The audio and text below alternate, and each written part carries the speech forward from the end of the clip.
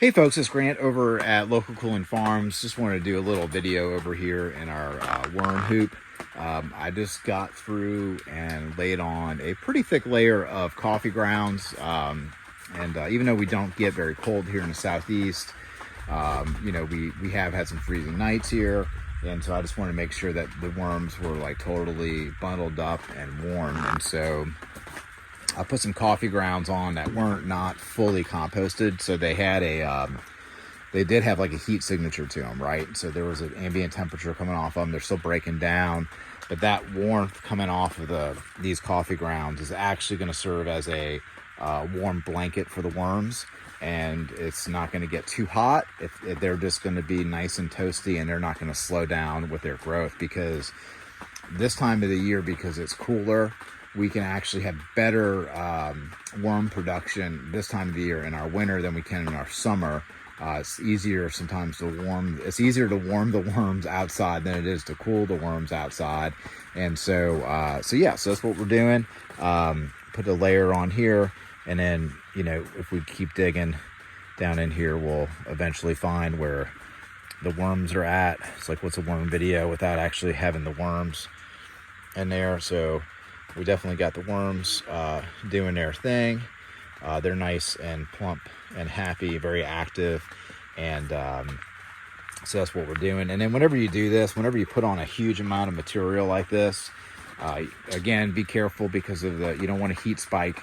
What will happen is that the worms start moving together in a swarm, and you'll actually see a pocket in the bin. So we'll come in here in about a week or so, and we'll see this area has been completely depressed.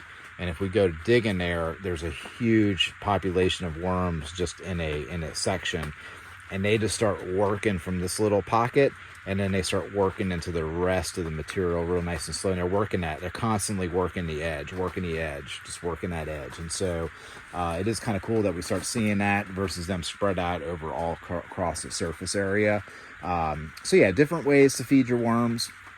I just wanted to share that.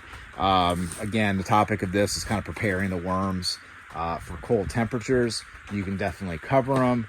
This hoop house is offering really not much frost protection whatsoever. I mean, obviously it's going to have some protection in here, but it's all open, it's ripped. We got to change the plastic out, and so it's just minimum in here. So we just went ahead and just topped off all the barrels with coffee grounds. It's still putting off temp, so they stay nice and toasty going into the next couple of weeks. And then after the holidays are over, we're actually creating a second hoop in here where we're most likely going to be utilizing IBC totes. So one hoop is going to have IBC totes. This one is just going to have barrels for different strategic reasons. And so we want these worms to keep cranking, because we're using the population of worms in the barrels in here to populate the new beds that we're setting up in the hoop house. So that's what we're doing here. Just a little update on our red wigglers in our hoop house and barrels. Y'all have a good one.